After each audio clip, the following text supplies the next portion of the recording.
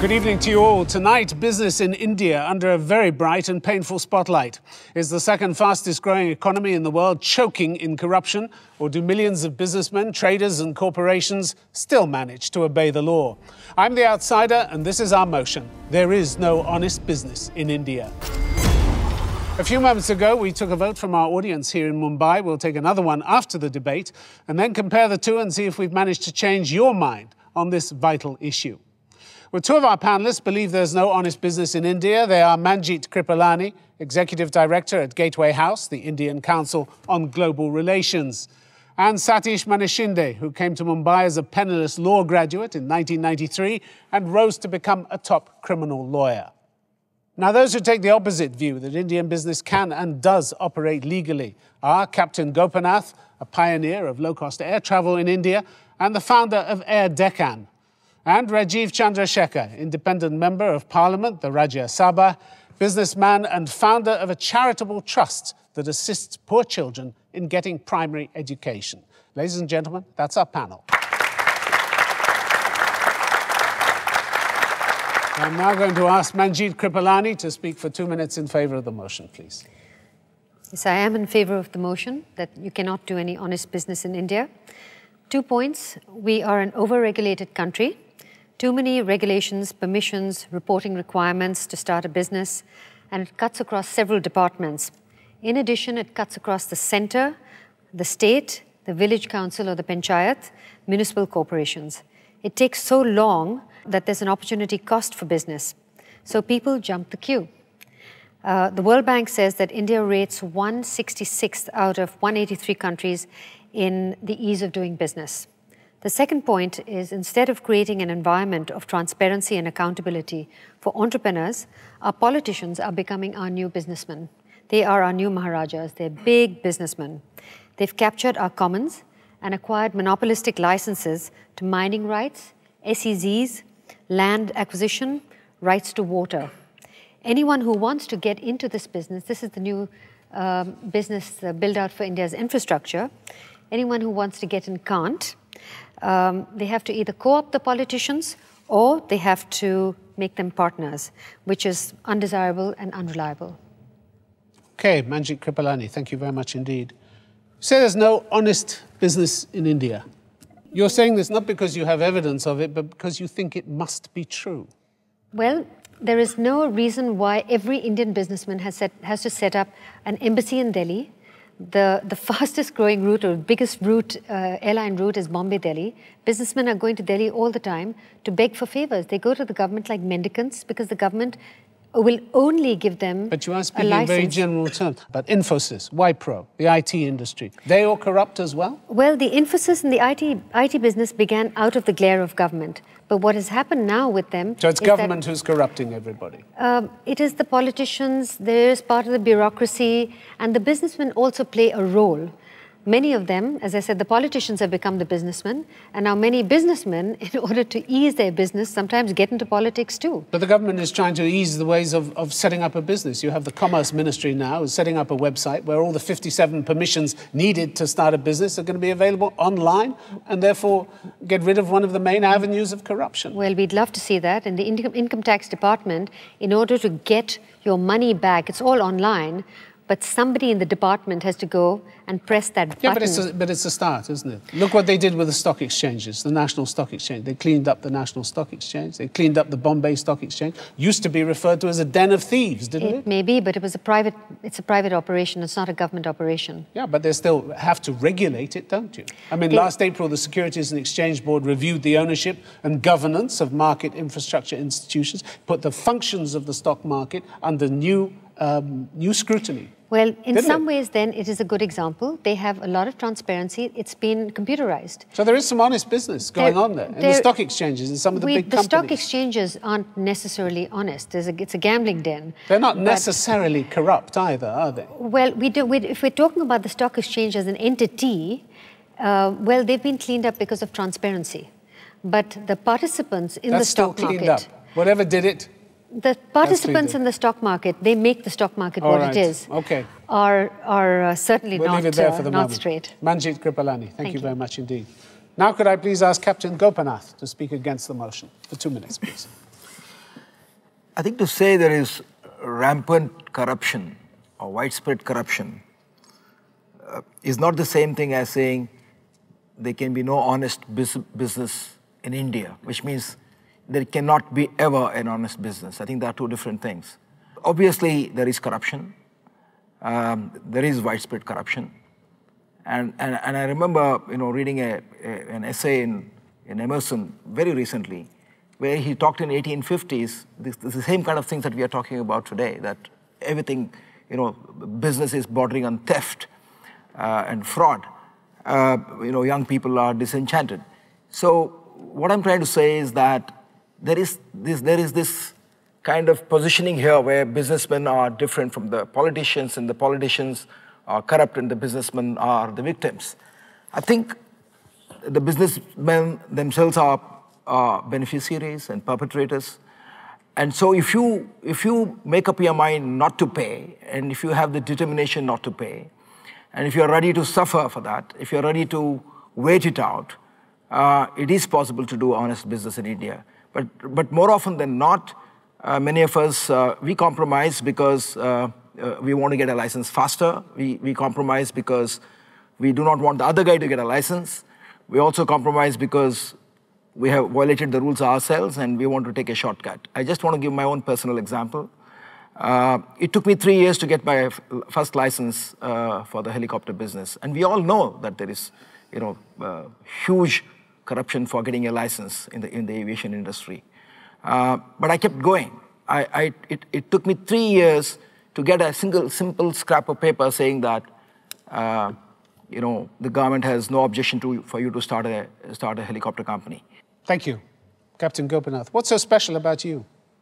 When most of Indian business, you yourself are saying, most of Indian business is corrupt, nothing special. Or there's widespread corruption. Why did you determine not to go along with it and others do? First, take the opposite view. The first thing was that I really felt very strongly about bribing.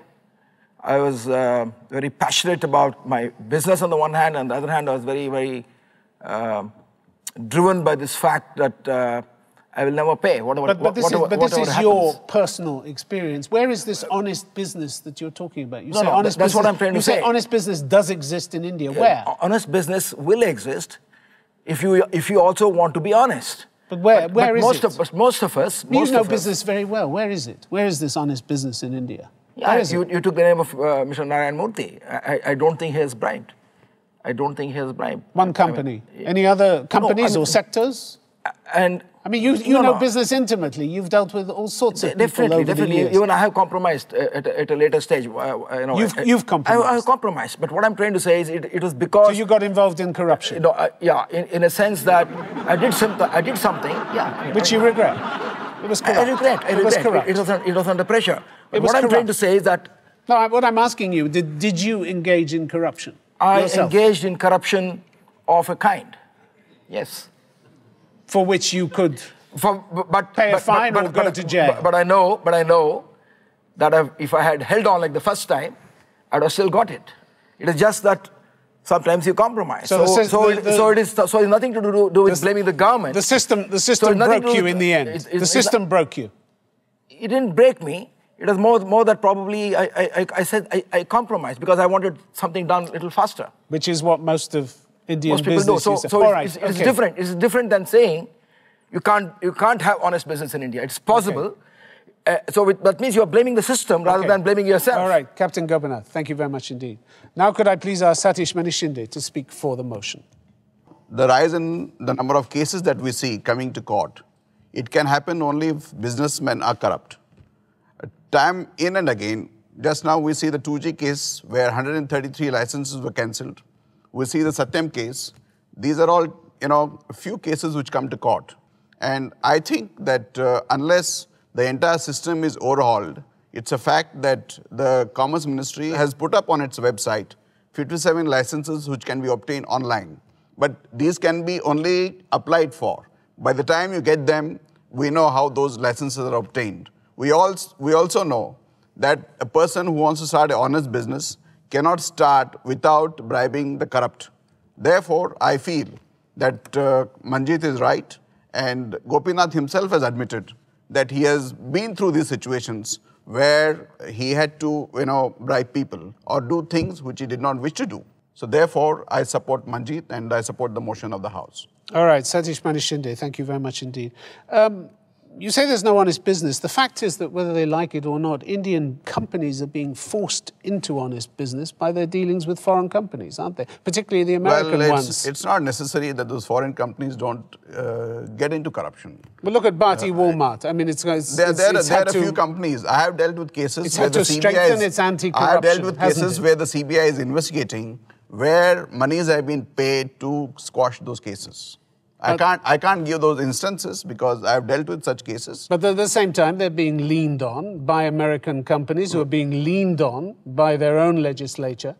And it's making a difference. It's possible that the American system and the English system have the Bribery Act and the FCPA. But even those the Foreign Corrupt Practices Act. Yes, even those acts are meant only to curb corruption. It's not necessary that the foreign companies who come into business in India are honest. We have seen a number of cases where kickbacks are given. Kickbacks are given not only through various... I wasn't saying it was a magic wand, but it is something over people's shoulders saying, you better watch out because the Americans are coming. In the case of the Foreign Corrupt Practices Act. I don't think the American system is You want to do business in America or with America, you're going to have to be compliant to the Foreign Corrupt Practices Act. You may comply, but it's not necessary that the American system is free of corruption. What about honest business in Gujarat and in Bihar, for instance? There have been real changes in Gujarat and Bihar. There has been a big change, but I don't rule out corruption in Gujarat because... Not ruling it out, but they have made some... They have made inroads. Big strides, there's a lot of transparency. There's Narendra Modi, who compels his ministers to obey the law. Not a bad thing, then. But then what about Bihar? Would you say the same thing about the chief minister there? Bihar has been making a progress, but I also know it's big progress. that the chief minister has to run a political party. Yeah, but it's fast-track courts he set up. 66,000 criminals convicted. Well, 66,000 3 members of parliament as well. 66,000 is a minuscule in compared to the cases that we see in court. Yeah, but it's a start. It sends a signal, doesn't it? It's a beginning. That's why I said that we have to clean the system. All right. Satish Manishande, thank you very much indeed. Now could I ask, please, Rajiv Chandrasekhar to speak against the motion for 2 minutes, please. Tim, it's quite obvious that this is a tough position to argue against. So let me start with that, and you give me a bit of a handicap. We know you're up to it. Yeah. So, and the reason for that is what Gopi mentioned: that this perception of rampant corruption, this news flow of scams and scandals, is enough to make everybody believe that the entire system is broken. And against a backdrop, and Manjeet mentioned this backdrop, which is that most of the recent wealth creation in India is really in land, in resources, in infrastructure, in real estate, where proximity to government and politics is really the competitive advantage that businesses seek, get, and therefore create success. Look, my entrepreneurial background is in telecom. And if anybody's read a newspaper here recently or in the last 12 months, you know that most of the scams and scandals are in telecom. So if there is anybody here who should really be hugging Manjeet and Satish and saying, I support this motion, it should be me. But I don't believe the motion as it's worded today is correct, because the motion does not represent or describe the many, many, many entrepreneurs and businesses that represent the other side of the picture. So there is clearly the good. You must not forget that there is a good, and there is maybe something that is very, very bad and is occupying everybody's mental space right now. And let me explain how this works. Indian business operate in 2 broad spaces. One is the regulated space where the big brother, the government, the IAS officer, and the politician is involved in every breath you take. And then there is this other space, which is really out of the benevolent sight and gaze of the government and the bureaucrat. And there are many, many fine businesses that have been created there. Some Tim mentioned, some you will know. They are in technology, they are in entertainment, they are in hospitality, they are in services, they are in media, they are in domestic FMCG. And these are all good companies. And I am currently an investor. And I can tell you, I've invested in 5 companies that are fine companies, young, vibrant entrepreneurs who find it absolutely unnecessary today to bribe or to do anything because their markets are elsewhere, markets are abroad. Could you come to a close? Yeah, please. Quickly. It is difficult to be an honest business. It is not easy. And the price that you pay to be an honest business is really that you lose a lot of business and you have to work much, much harder than everybody else. But just like there is bad apples in judiciary, bad apples in the politics, and bad apples in media, there are bad apples in business as well. But there are good apples, and don't forget that. Okay, Rajiv Chandrasekhar, thank you very much indeed. The system stinks today because the people at the top cause and enable the stink, helped along with their cozy and illicit relationships with business interests and businessmen. You said that. Yes, I agree. You're on the wrong side, aren't you? No, I'm only defending ourselves against the contention that all businesses are bad. I am the first one to admit there are some really, really bad rotten apples out there. But to say and to deny the spotlight to the good apples and the people who are actually doing their bit to create good franchises is unfair. But the good apples are what? The tiniest of tiny minorities here? I mean, things have got pretty desperate, haven't they? When the government actually suggests decriminalizing bribe giving, it's a huge admission of defeat, isn't it? Look, I don't think there is a soul on this planet or a soul in India that would say that India is at an inflection point in terms of this challenge of corruption. But they're giving in, aren't they? They're giving in. Yeah, I mean, I'm not the government, so I mean, the government is giving in, great. I mean, I don't speak for the government, but the point here is that there are good businesses, and I will maintain that there are good businesses, just there are good people and that there are bad people. Where are these good businesses? Who are they? They're all over. Are you a good business? Fortunately for me, I'm not in any business. So, you know, the only business... You have been? Yeah, I have been. And I told you, I've been in telecom and I've seen some real price stories of corruption in that. Did you go along with any of them? You know, like Gopi said, I'm saying very candidly, there's absolutely no option that you have if you get yourself... But he said there was an option. He said it takes longer and you lose along the way, but there is an option. Tim, I ran a business that went bankrupt twice over. So it was not for want of fighting that I did, you know, I fought. I went bankrupt and, you know, some people know this, some people don't. But the fact is, there are people who choose to stay outside these spaces and remain honest. If you walk in to a lion's den, then you be prepared for bloodshed, which is what you do. If you walk into... And you stayed out or you were... No, I got out. You were tempted back in? I went in there with a sense of idealism. And you left with it intact? Left with some parts of my body and soul intact, but swearing never get back there again. And which one's not?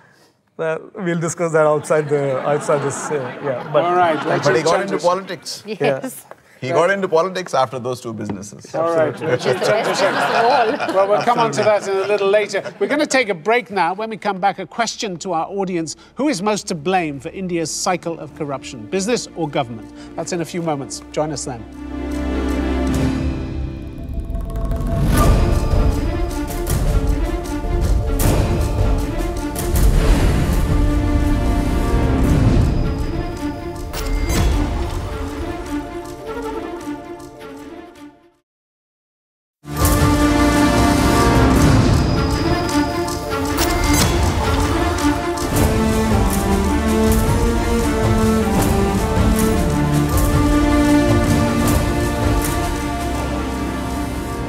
Welcome back. During the break, we took a sample of audience opinion on the question who is most to blame for the cycle of corruption, government or business. The result was 15% of you said business was to blame, 15%, and 85% said government was to blame.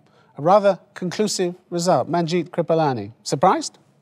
A little bit only because I think the audience is quite young. They haven't been in businesses as yet to know how bad it can be. Their parents have, I'm sure. Well, their parents have, but they're not going to tell them Few are nodding their heads over there.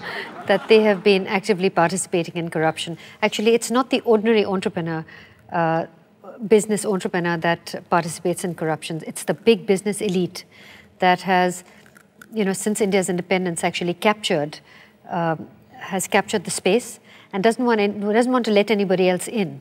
Captain Gopinath, you feel vindicated by the extraordinary result from the audience? Only 15% blaming business?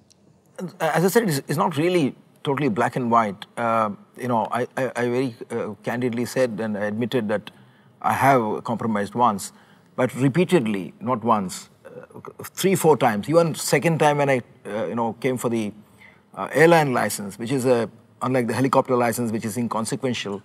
And the airline license, in those days, the existing players did everything to stop my license. And believe me, I'm swearing on my daughter, I did not pay. They did it just to get some money out of you, didn't they? For no better reason than that. Yeah, I mean, either the other businessman will pay for me not to get the license. But what I'm saying is that you also need to have the willingness not to pay. Okay, Rajiv Chandrasekhar, I mean, do you think they're letting business off the hook? No, I think they've got it right in that the powers that the government has today, the administrative discretion that they have to give licenses and to give assets away is the root cause of corruption. You have to go to where the source of the corruption is. It is the administrative discretion and the complete unfettered, unmonitored kind of powers that government has to give away things to people, whether it's land, it's infrastructure or resources. If you nip that in the bud, trust, I mean, my conviction is that so you bring will... the governments and the chief ministers down to size, cut them down to size. Take away a lot of their power. Okay, yep. All right, on that note, we're going to throw it open to the audience for your questions. The motion is there is no honest business in India. Please put your hand up and stand up. We'll get a microphone to you. Gentleman up there. I want to float this question to Mrs. Kripalani and Mr. Shinde, please. What do you think? To curtail the corruption, what is your opinion? Will the system to be enhanced, to be improved in India, or the human conscience need to be improved? Well, I think that the systems need to be less discretionary. And that will really help, as Rajiv said. That is something that is right. But what you said, do humans need to improve? I think part of the problem, the corruption and dishonesty has seeped into our system so much that young people actually can't tell right from wrong anymore. And sometimes they think that paying a bribe is just something else that you do. It's an additional tax.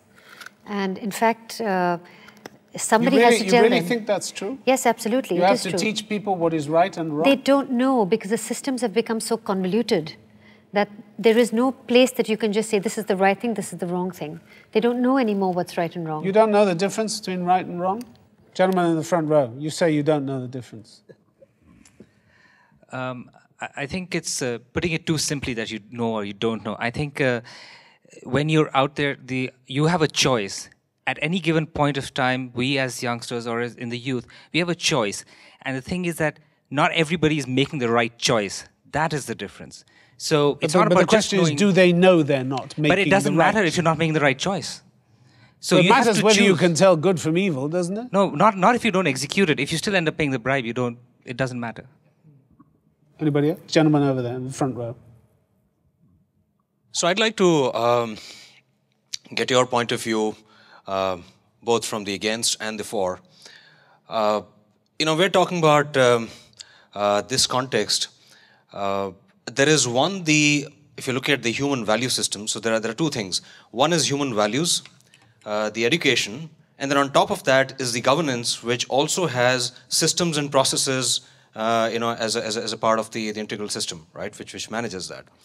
So what's your view? Because I feel that personally, it's essentially the human values and the education and the value system. So what are you saying? The responsibility starts with business? With people first. With ordinary people? With ordinary people first, business, and then the government.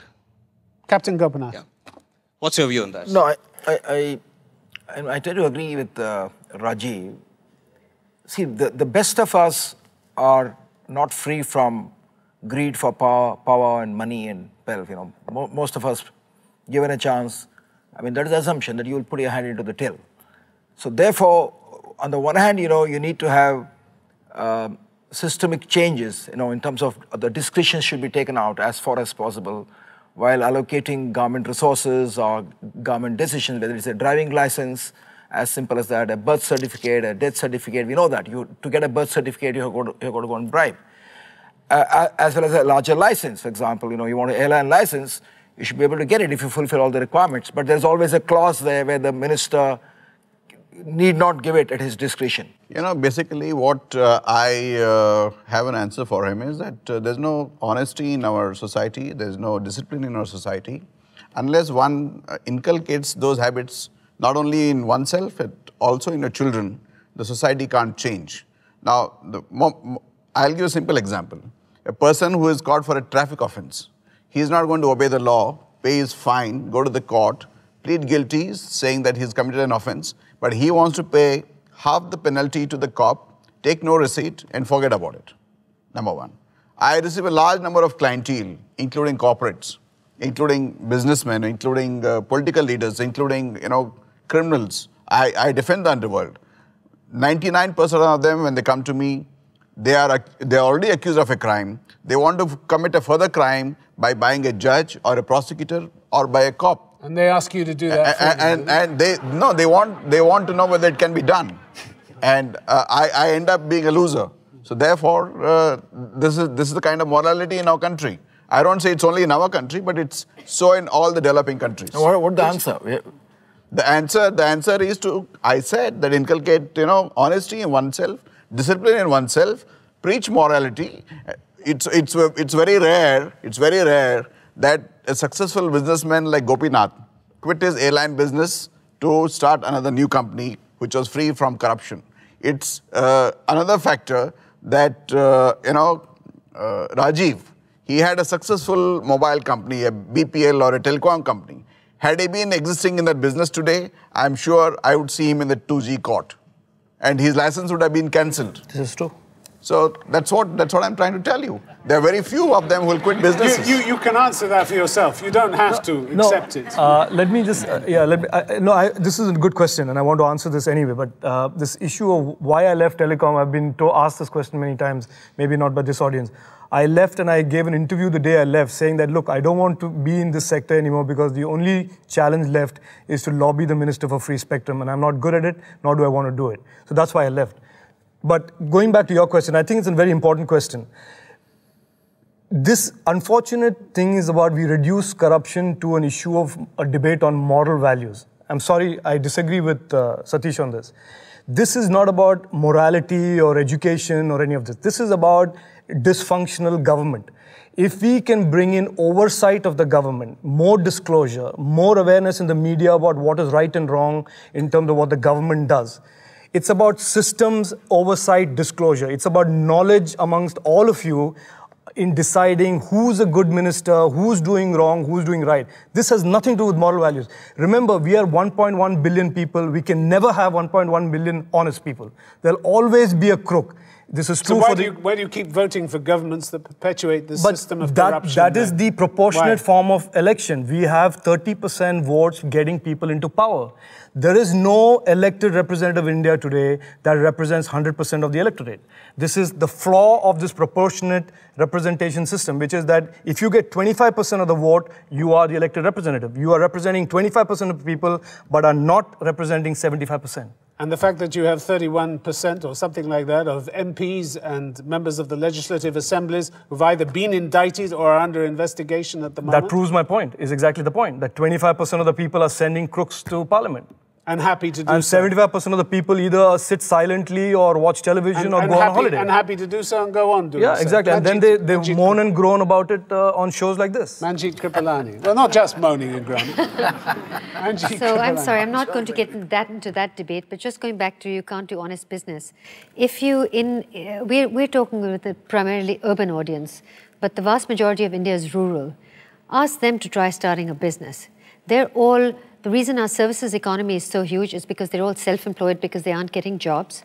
And part of it is the poor are more dependent on government services for their livelihood.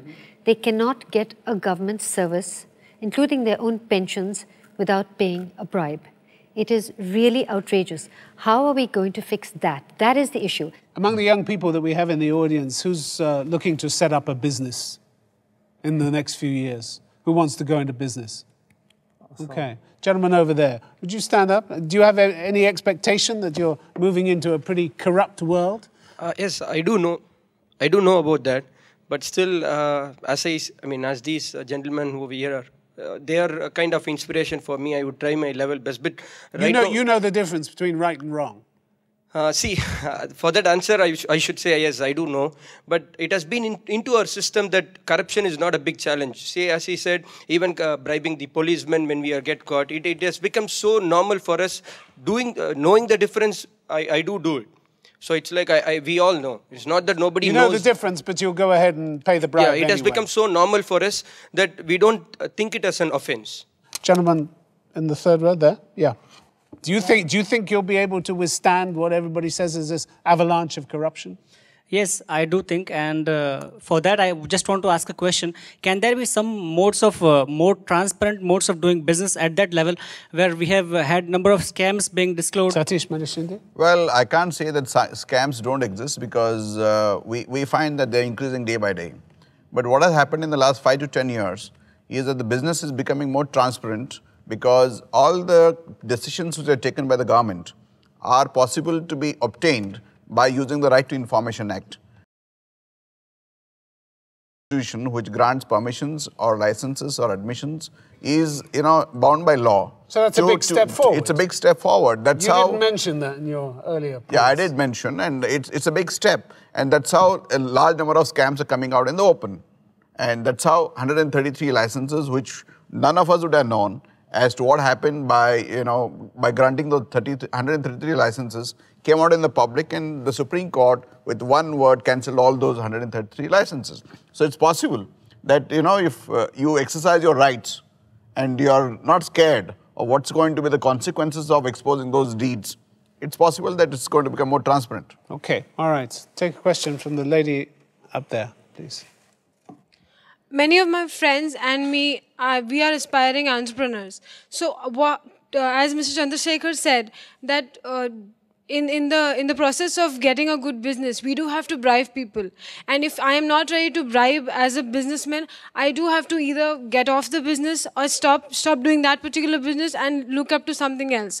So to what extent is India ready to give off or lay off such good businessmen who really want to do an honest business and let people who are ready to bribe and get into the system? So you're preparing for a life of bribery, are you? I do not want to prepare. That's the reason why I want to know to what extent is India ready to let go of people who want to really be honest in their business? Rajiv Chandrasekhar. Look, first of all, I think you stay focused on it and be an entrepreneur.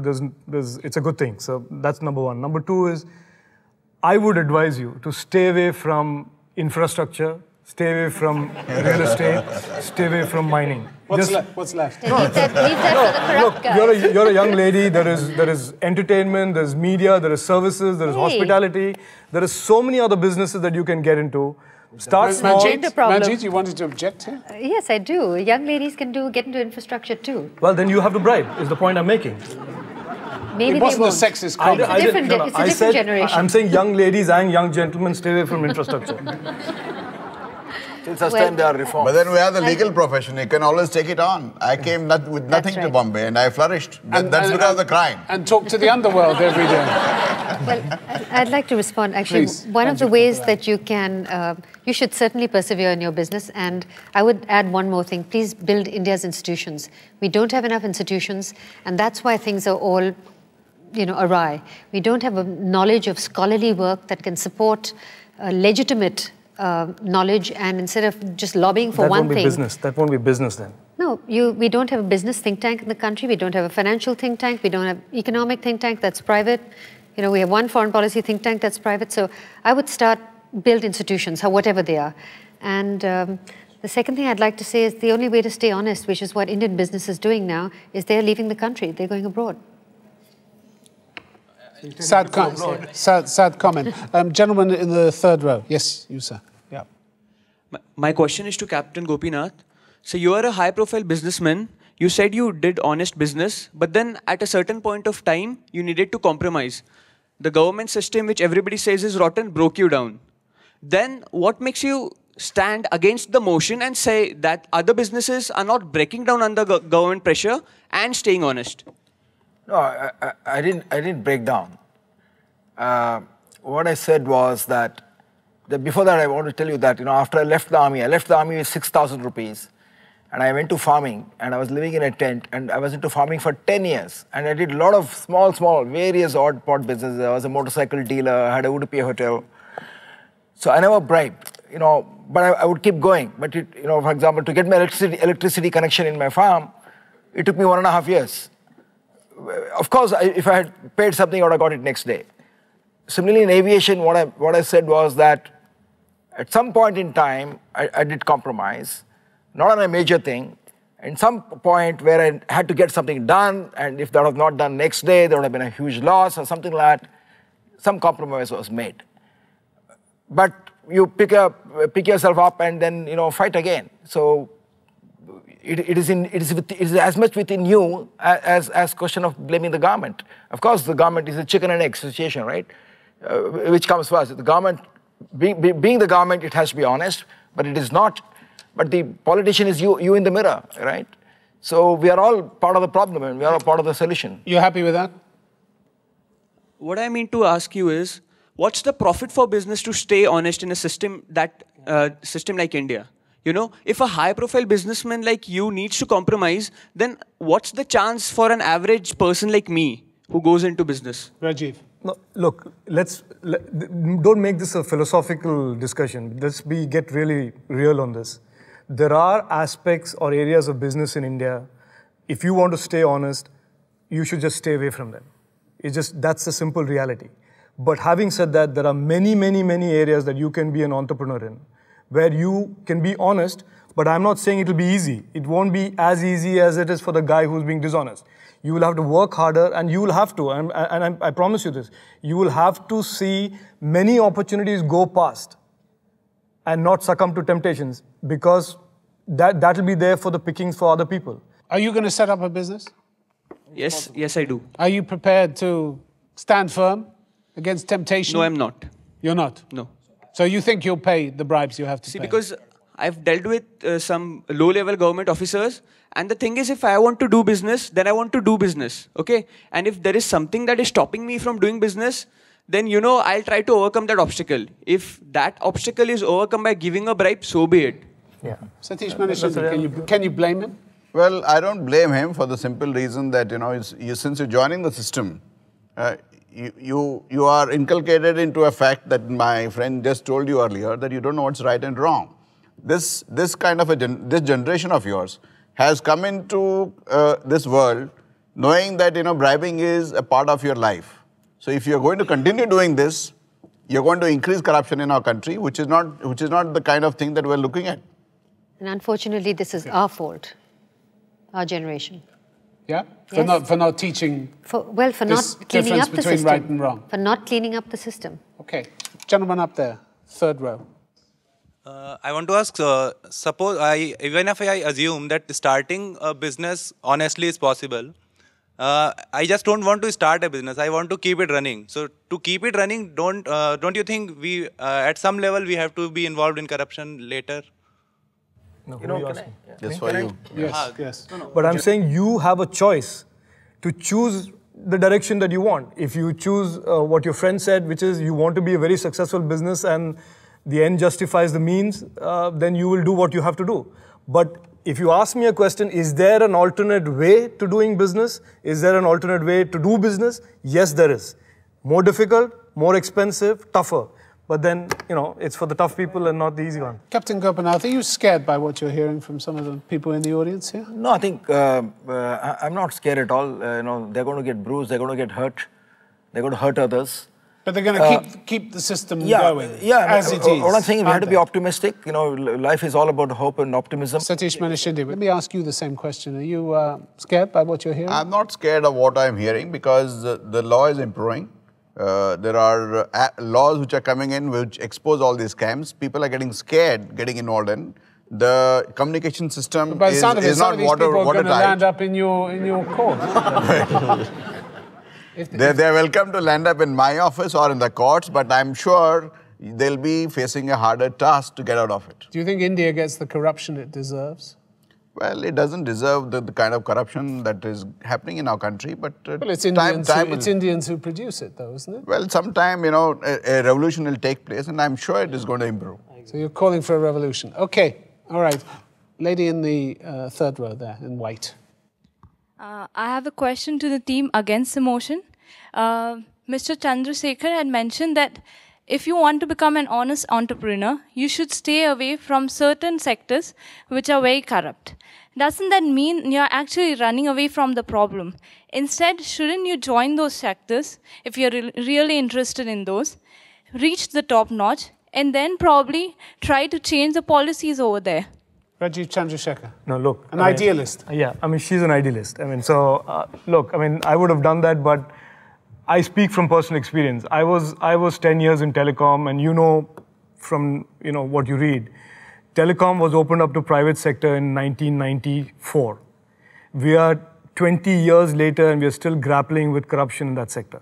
So this is but not... why cave in? Why tell her to cave in? Just go somewhere else. Let me answer. I'm not saying finish. you stay not corrupted. If you're joining a sector which is probably corrupted, you do what the system demands, even if it demands bribery, do that. But once you reach the top notch, then probably you try to change the system. No, and so, look, I think the part of your proposition is, I agree with it, which is that we need to change the system. But to believe or to be deluded, I am not deluded that I can change the system. If I could change the system, then we would not be having this debate. I would have done this many years ago because I suffered as a consequence of the system. So I think this is not about one person saying, I will rise to the top and I will change the system. We have a prime minister, we have a parliament, and they haven't changed the system. This is about a collective consciousness about what ails our government, what ails our parliament. There is a fundamental disease that is sort of corroding the entire concept of our constitution and government. But why are you not recommending that she stands up and I would not, fights because, it as an individual or collectively? I mean, you've got, what, 150 people out here. They collectively decide, okay, we're going to stand up against it. They can make a difference. I agree with you that collectively fighting the system, which is what Anna Hazare's mobilization is doing, which is that civil society is waking up and saying enough. And we are fighting the system. There are many people in parliament who are fighting the system. But to actually go into a business, invest shareholder capital into it, get burnt, bruised, and then find out that you are in the wrong place, why make the mistake that many people have already made? Okay, but it's a bit discouraging, isn't it? Well, it's totally discouraging. I would recommend such a person to be in the system, fight it, and try and bring more people who are guilty to the law. Bring them to the courts. Okay, we're going to take a question from the gentleman at the top. Yeah. You want us to be in the system and stand against corruption, but seeing the instances of the mining mafias, the people, means the IAS officer and the IPS officer were crushed under the bulldozers. They were standing against corruption, but what happened to them? They were killed. Well, how can we stand in the system and be... I said in the initial stages that the Right to Information Act, which has come into being in the last few years, has been rapidly used by a large number of citizens. We find that those people who get involved in exposing these crimes are also being targeted, and some of them have been killed. But it doesn't mean that all of us should sit here and listen to somebody on the other side to say that you don't get into the system, don't expose a crime, and totally run away from the system. No, that's how. Satish, I'm sorry. You're misrepresenting what I said. I am saying, if I'm advising a young entrepreneur, I don't want you to do what we should be doing. The point I'm making is you will invest capital, you will invest somebody's money, you will borrow loans. I don't want you to do that and set yourself up for disappointment. And if you have the capital, if you have the energy, and if you have the desire to create a business and a brand and a franchise, do it in areas where you can flourish, you can succeed. Why should you become Satish's weapon in fixing the system? This is my advice to you. Kripalani, come in there. Rajiv, you're sitting in parliament. Your job is to fix the system. That's what I'm saying. Let us do it. Why should I advise? You're not doing it, are you? You're not doing it, exactly. You're not doing it. Of course I am not doing it. That's why I ask these people to join the system and expose it. No. Look how little faith there is. No. 85% think government's to blame. No, Tim, I am the first one to accept that politics have betrayed everybody in this country. You do? Yeah, I agree with it. So there's nothing, I mean, if I don't agree with it, I'll be laughed out of this room. I mean, I know it. But the point is, as an entrepreneur, you have to be clear about whether you are an activist or an entrepreneur. Don't make the mistake of believing that there is such a thing as an entrepreneur activist. I was one and I went bankrupt. Satish Manishindi, can you be both? Can you be both? I can't be both. I'll have to choose one side. And that's why I'm asking you to. Activist and entrepreneur. You can be an activist and an entrepreneur. There are a number of them who have existed in the system and exposed those deals. It's only if you're in the system you can expose what's happening. I think, see, all of us going forward had to take multiple roles, in the sense that you're a businessman or you're a teacher, in the media, but you also had to take part in civil society, as you said. Because OK, I'm afraid we're going to have to leave that question there. My apologies to all those who do have questions, but we're running out of time. We are now going to vote on the motion that there is no honest business in India. If you want to vote for that motion, that is the side represented by those on my right, you're going to need to press button 1. If you want to vote against that motion, the side represented by those on my left, it's button 2. Whichever button you want, please press it now.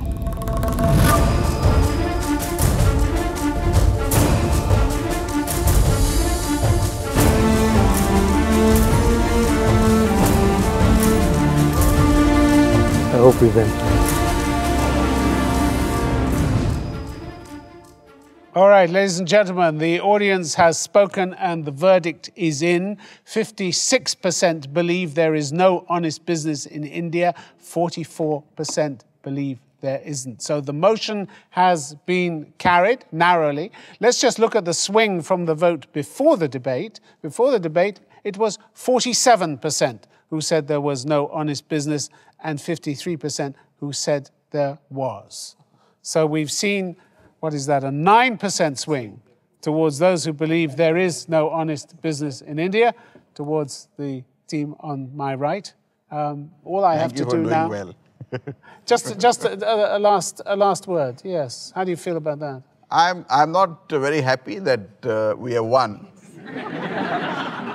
But, it's time that we change our system. Rajiv, speak for your team. None of us were good lawyers. Lick your wounds. We weren't good enough lawyers. We didn't make a good enough case. All right. Well, all I have to do now is thank our distinguished speakers for coming tonight. Thank you for you, the audience, as well, here in the studio and around the world. From the city of Mumbai in India, goodbye. Thank you for coming. Goodbye.